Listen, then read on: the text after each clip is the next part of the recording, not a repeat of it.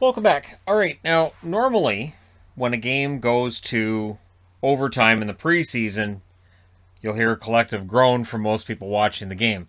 This game between Nashville and Carolina, not so much.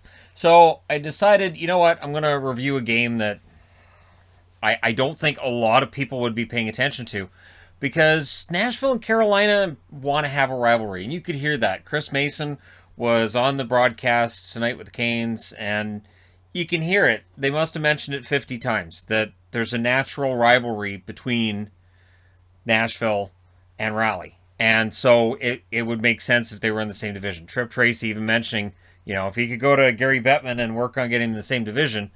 And all I could picture was that would be chaos. Like, you can't just put Nashville, of course, in the East. Then you have to move somebody into the West. And both Columbus and Detroit fought hard to get moved into the East.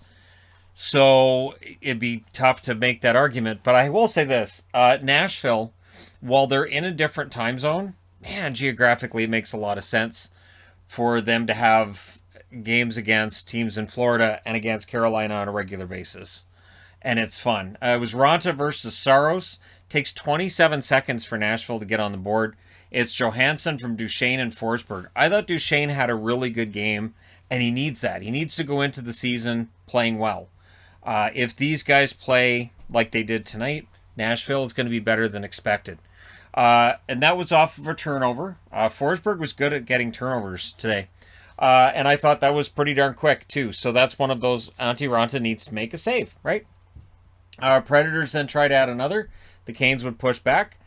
Slavin had a shot that hit the ref, and the Preds cleared. And I started thinking, well, okay, so there's no puck luck for Carolina. However, Lawrence would score from fast at 2:38, and it was just a hard-working goal by Lawrence, a player who impressed me last year when he was called up by Carolina, and just a good energy bottom six guy. And there were 5 total shots and 2 goals. It would not continue like that, but I thought, boy, this could be a really full game. Remember, I'm already to this point, and it's only 2:38 into the game, and I was thinking I could end up needing multiple boards. Canes press at 3.5 minutes. Aho blasted one high. Good back and forth action. Prime chances for both, and both teams were basically playing the roster that's going to open the season. And so, I thought this was a good indication for just how evenly matched they are to this point in this period. Jeannot had a shot that was deflected out. Shots were 4-4, 6 minutes in. Ronta denies Forsberg. He then makes another stop on Forsberg shortly after that. Jarvis had a net feed that nearly clicks. Seth Jarvis, I don't know if he's going to make the team or not, but he looked good today. And so if he doesn't make the team, I still think that the future's bright for him. But he had some good opportunities. Slavin then had a slap shot that was saved. The Predators had a rush 2-on-1. Ronta makes the save at that end. Nino Niederreiter with a backhand then that's saved. Canes press after that. Jarvis couldn't bury one with Saros down. And that was one of those things where I thought, we haven't seen a penalty yet. It seems kind of weird. But then he covered it after a Bear shot. Ethan Bear, a lot of point shots. Ian Cole had a ton of point shots tonight, too. Nashas had a chance that deflected wide. Trennan had a shot that was stopped as the Predators pushed. Jarvis, another net drive. He got knocked down before getting a shot. There's no call, and I don't think there was a trip on the play either. Tolvanen then had a drive that was saved. The referee seemed to be letting things go, which was leading to some unpleasantness after the whistle.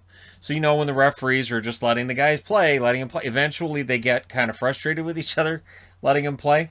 Both goalies were sharp since the early goals, and then with 1 minute and 12 seconds left, Duchesne is called for cross-checking. And it's your standard cross-checking play. And Chris Mason, again, who's former goaltender for the Nashville Predators before he was a Nashville analyst, said the players will adapt. And everybody seemed to agree. Yes, the players will adapt to cross-checking being called in the preseason. And the game's going to change. It's changed before. It's going to change again.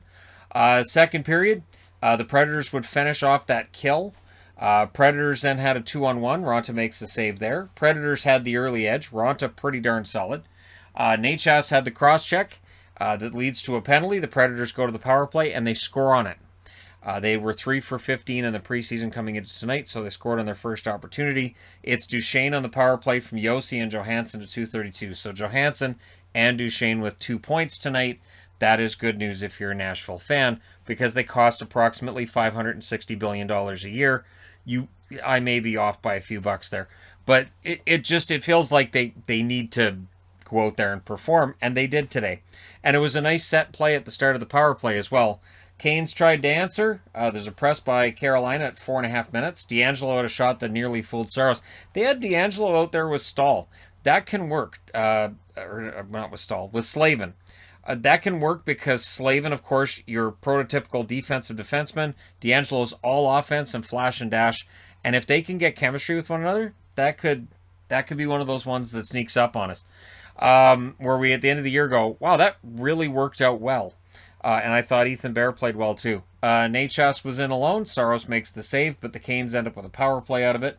Jarvis nearly gets one during said power play. We end up with a 4-on-4 for 1 minute and 6 seconds. And this is where the game kind of loses some momentum. And we see this in hockey games during the regular season and in the postseason, where there's a lot of action, 5-on-5, and there's chances at both ends. And then the penalties start to take over and it takes the flow out of the game. And then there was a Preds power play that was ended with a high stick. And it's a parade to the box, and in the end we end up with everything killed off, and so it ends up going back to 5-on-5. Saros holds a shot from Bear. The game seemed to settle in that second half. Defense was improving for both, although the Canes had a big edge in shots. Canes press with 4.5 minutes left. Puck control favored Carolina. Close call for Necas. Fast to Cole. Shot was saved off Ian Cole's stick. And the next shot from Cole was saved as well. Like I said, he played well. Saros holding the lead. He was the guy who was holding Nashville in this and making sure they kept the lead there.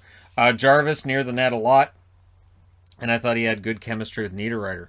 So Jarvis and Niederreiter, if he were to make the team, could they end up line mates? I would think yes. But we go to the third period with Nashville surprisingly in the lead 2-1. And I say surprisingly because they were outshot badly in that second period. Just that power play goal is the difference. So the Canes get the first chance in the third period. The Predators cleared it out. But at 4 minutes, the only shot of the period was by Nashville. And it really, this is where the preseason's weird. We have plenty of games during the regular season where it's kind of slow in the first. There's a feeling out process.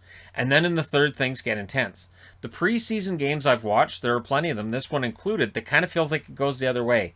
You have all this intensity and wide open action to start, and then the defense catches up, and some of those opportunities are choked off in the middle of the ice, and the game really settles down, and the scoring chances kind of dissipate at that point. Shea had a chance that was stopped by Saros.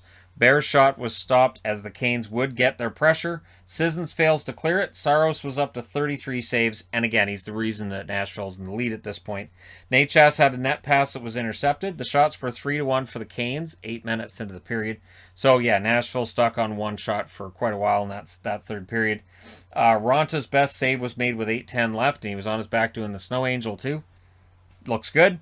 And then Carolina ties it. Jesper Fast from Cole and Bear at 13:22. Fast break goal. It is the transitional speed of Carolina that is just, it is killer. It is really tough to defend against, and it was in this game as well. Forsberg tries to answer. Cole had a shot that was saved as the Canes push for the lead. Good game for Ian Cole. Then there's a kick save on a chance for Brady Shea. Canes were in control at this point. Saros then denies Slavin. Yossi was denied in closing seconds, and we go off to overtime. And in overtime, the Canes control things early. Forsberg then steals it. Necas gets the puck back, gets it over to Aho. There's a 2-on-1, and the save is made. Granlund then had a wraparound that was saved. It goes the other way. Svechnikov fires one high. It's 3-on-3 overtime. Defense not really an issue. And then Pesce had a shot that was saved during a 3-on-2. And then Forsberg with a nice play to get the puck. And again, he digs it out like he did in the first on that first goal. And at 2:49 of overtime, Nashville wins this one 3-2. He passes it out front to Tomasino, who looks like he's a lock to make the Nashville roster out of camp and out of the preseason. And, at least start the season with the team. We'll see how Tomasino does. And so, yeah, there's some young kids on both sides. We'll see how they do. Jarvis on the one side, Tomasino on the other.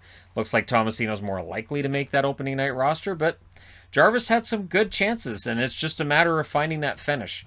Sometimes that's the reason they get sent down, because that finish isn't quite where they want it to be. But we'll see what they do. So there you go. Let me know your thoughts on this game in the comment section below as always. And yeah, if these teams were in the same division, I think this would be a pretty bitter rivalry. But Nashville showed again tonight. Nashville, I'm expecting them to miss the playoffs. A lot of people are expecting them to miss the playoffs. But they're a team that finds a way to win, and that's been their history. That they usually end up having a much better record than anybody picks for them to have. And what was nice was with Chris Mason in the booth, they were talking about the banner that Carolina gets to raise as Central Division champions, which of course leads to the conversation about all the banners that Nashville has, and that's always funny. So there you go. It was great commentary. It was a great game, and probably the most entertaining of the preseason games I've watched. Let me know your thoughts in the comment section below as always. Don't forget to hit like and subscribe if you're browsing your way through. You just happened upon this video. Thank you guys so much for watching, for all your support. I will talk to you again soon.